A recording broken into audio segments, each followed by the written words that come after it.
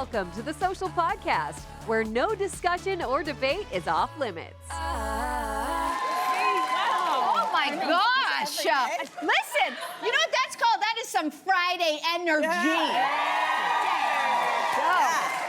Welcome to the Social, everybody. We'd like to welcome today journalist and author Catherine Bradbury. Welcome to the That was all for you, Catherine, clearly. Clearly. Okay, everybody, let's begin with this question. How would you feel if you found out that the host of one of your favorite radio shows was actually artificial intelligence? So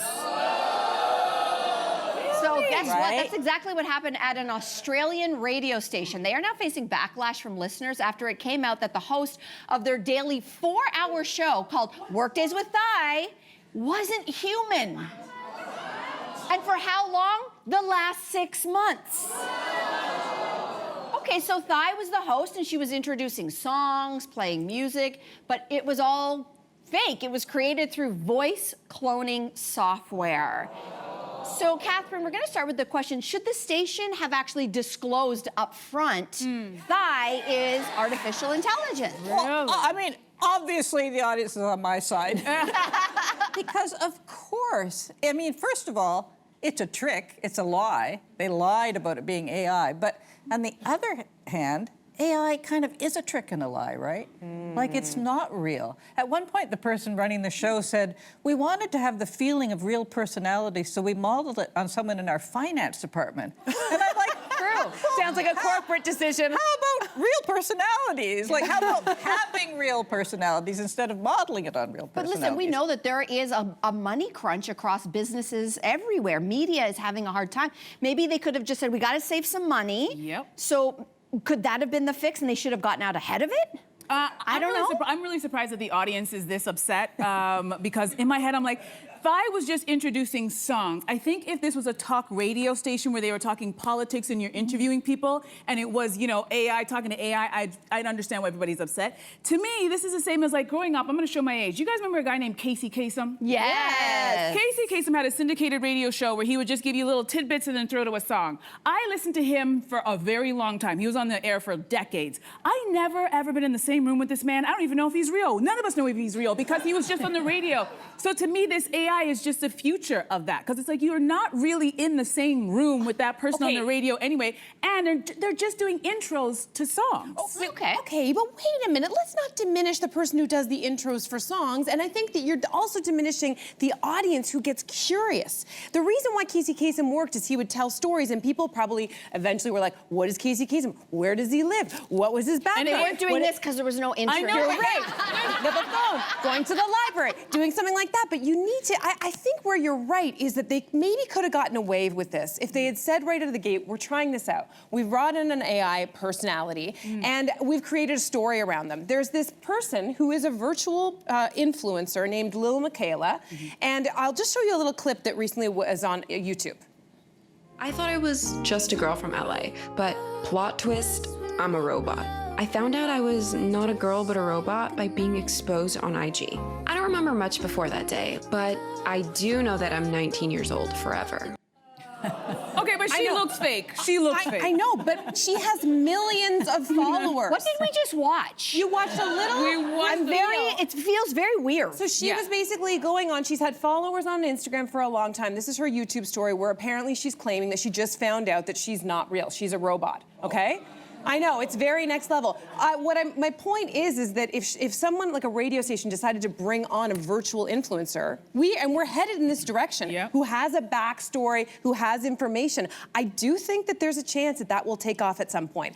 I hate it. It's going to put us all out of a job, but I'm not. I think there is a capacity for it from the audience perspective. You know what? I think there's certain jobs that I think I hope I'm right in saying, will never be replaced by AI.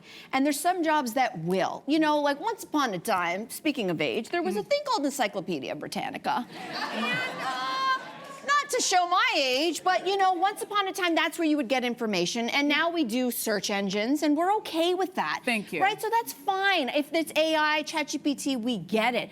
But when there's supposed to be a human behind it, it's like we're never going to accept, as much as esports are a big thing, we're never going to accept watching football with a bunch of AI, are we? Like, there's certain things that are just human by nature. I don't know, guys. I don't know. Wait, here's the deal. You make a good point. Do you think it's a human element? Because when we think about replacing books and then just going online to just like ChatGPT, would have a problem. But when we know a person, and we all know people in radio losing their jobs to an AI robot, I think that's what's hitting us. Yes. We don't want that to happen. And it's the connection, too. So when we listen to someone talk, we hear the words, but we also hear the way they say the words. Yes. We hear the cadence. That's part of how we understand. No, but AI what got you that say. down pat, too. You know what? No, but no, you bring up a good point. The human part of it, the last thing I want to say is you brought up AI influencers. The #1 followed AI influencer on Instagram is very obviously AI. Her name is, I think, Louisa, or it's short for Lulu. She has 7.8 million followers on Instagram. She was created for the only purpose of supporting, she's a virtual model, I guess we'll call her, for a big store in Brazil called Magazine Luiza. Biggest chain, I think they sell furniture and stuff. But they created Luiza just to sell their stuff. But they told people. But they told people. what But they here's were the doing. thing, her engagement rate, not to get too in the weeds, is 0.1%. She's got 7.8 million followers, but less than 8,000 Nobody people cares actually. So Are those followers even real, or did she buy those? no, she didn't. No, they're real. Because that math ain't nothing. But let's assume they're all real. No, great point. But let's assume they're all real. If her job is to engage and get real, nobody cares because she's not real. Yes. So maybe Thank that's goodness. the bottom line. We still have a job for a little bit a longer. little than while.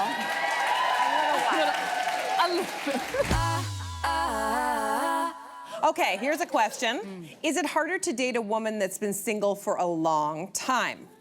A man is going viral on TikTok for saying that courting a woman who's used to being alone is an extreme sport for your self-esteem. So, do you think you have to work harder to date a woman who's been single for a while? Catherine.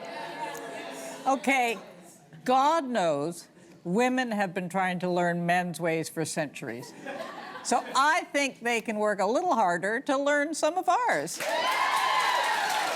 Interesting.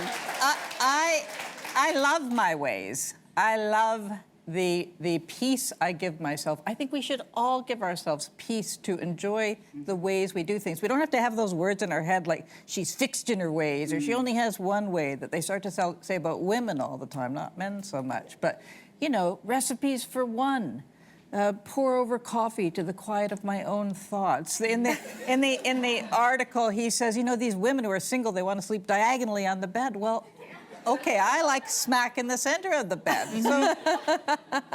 So, I say work a little harder, work a little harder. Well, you know what? You're being very nice about it. I was going to come out guns blazing on this one. First of all, to call it an extreme sport seems very disrespectful and rude. It's not an extreme sport. And I think the problem that this guy is highlighting is a lot of men, when they're growing up, they're raised to think that to impress a woman, you use things. This is why you have a fancy car. This is why you wear designer clothes, where you let her know that you got the double G's on your belt. And that is what they've been taught woos a woman. But the problem is when they meet a woman who's been to the rodeo a few times, and she also at the same time has built up her own wealth and she has her own double G's on her belt, well, you got to come at her with something that you can't buy, which is consistency, transparency, right? Real connection. And I think that is what he's having. This is what these men are coming up against. And like, yeah, it's really hard out there. It's like, no, you have to bring something that you have not developed, my friend. She's not impressed by your little dinner date at the fancy restaurant. She wants you to actually be consistent on a regular basis and really tap into who she is. And a lot of men struggle with that. So I think that is what he's highlighting to me. So then the question is, like, I mean, can I say you're both single, are actively dating? We're actively sleeping diagonally in our beds right now. Yes. That's what we're doing. Well, the reason why I ask is, like, you know, what is going to get your attention at this stage of the game? Because you're right, you don't necessarily you're doing just fine. So what is it going to be that gets your attention? When you talk about those soft skills, what's going to really blow your socks off if it's not the Ferrari? Yeah. Well, I don't know. I was going out with a man for a while, and he did listen to my ways, and I listened to his. So being of the age we are, 70, we both realized that we really wanted to go home to our own beds at 10 o'clock. I like that. And that's what we did. There's nothing wrong with that. That was good. That was good. Just, you know, it's hard to sleep with other people. I mean, I don't know how y'all these married people do it every night. I think the same thing. I'm like, I don't know. Kind of I bed. don't know. Yeah. So that was kind of sexy. Yeah, You I know, like that. Yeah. No argument, no, you know, but do you love me? Just, yeah. I'm going home. I sleep too. Yeah. Go home, goodbye. Yeah. I'd say at this stage of the game, anything that feels fake or false or put on, I don't have the time for that. The 20-year-old girl who would have like let that red flag go, that girl's dead and gone. So you have to be a real person to me and just bring yourself. And the minute I feel like you're leading with like, oh, I'm a such and such, or I drive, I'm like, and we're done here. So you just have to be a real person. So when guys are like, it's so hard, I go, you know what, all it takes is like a good morning. And I'm in. I'm like, all right, good morning. And let's start a conversation. But men, they really do build it up, because I've had these conversations so many times. They build it up. They think that we need all of these things. And it's like, no, it really is very simple. Just a hi, hello, how are you, a little small talk, and then be consistent with that and find out what I like. That's it. Authenticity. That's it. It's really not that difficult. So don't you think that, you know, like there's these guys, they sell programs, like dating programs for men, like all these pickup artists. Blind leading the blind. It's the blind leading the blind. I just want to put that out there. Because if we're not in the room, if we're not in the room, what are you really being told? Are you tapping into what we need? It's the same thing when you just have women talking to women about what men think. It's like, it's the blind leading the blind. You need a man in that room to go, no, we don't think that way. No, we don't act that way. Interesting. So it's Fascinating. terrible. It's terrible. It's terrible. It's all terrible. All right, speaking of extreme sports, after a conversation with her girlfriends, this TikToker wants to know if all women blow dry down there. Take a look. Take a look. One of them says after they shower, part of their routine is they put their leg up on a ledge and then they take a blow dryer, right? And they blow dry their undercarriage, you know? And I was like, what? Ladies, I'm so glad. I see one man looking so confused in our audience. All right, so the question is, do you blow dry your vagina after you shower? Who wants to pick that one? One or two. Listen, okay, this is why language and words and knowledge of anatomy School them. matters. Everyone listen, Cynthia, school them. You would, first of all, your vagina is the canal. You would never you cannot blow anything ever into the vagina. It's actually dangerous. Look it up, okay? So if you want to put air on your vulva, that's another story. I would recommend maybe not hot air. Like, I think that that's a danger thing. It's a burn danger. I don't think any gynecologist would ever recommend this, to be clear. But I think if it's maybe a low-key fan, I can see the appeal. I've never done it, but I could sort of see the appeal. For what? For the appeal because it feels good? Yeah, that's the only reason. Is there another reason? Like, I think that Well, you know what I was thinking? Because I don't do this, just to make sure that we're clear. I was thinking, perhaps if a woman has a full garden down there, she might need a little extra help getting it dry. Whereas a woman who has a very low-cut grass, if you get what I mean, doesn't need as much hot air to dry the whole situation. Like clear cut. Yeah, if it's clear cut, or she just took up all the grass and there's just nothing down there. Yeah. She just needs a pat and she's done. Yes, pat, I was fixated with the word undercarriage. Like, undercarriage is like under a car or a plane. It's right there. Say it. Undercarriage. It's just speaking of words. Like, my undercarriage. Would you like to see my undercarriage? But no, I have never done it. But, you know, I think I will. I did not see that coming. On the cool setting. I was like, On the cool setting. On the cool setting. You will report back to us, Catherine, via an Instagram video. I'm just kidding. Just kidding. Catherine, you are very busy, though. I don't know if you have time to be blow drying your vagina. Vulva. Thank you. Because you just released a brand new book this week, so we want to say a huge congratulations. It is, yes, that's big. That's what it's called, This Way Up, Old Friends, New Love, and a Map for the Road Ahead. Now, you explore questions that arise when you kind of hit that age 70 mark and older. And so what are the questions that you most enjoy digging into at this stage? Well, the book starts with a 3 a.m. idea, because I was 68 when I was writing it, and I was going to turn 70, and I thought, I'm going to need a map to old age, whatever old age is.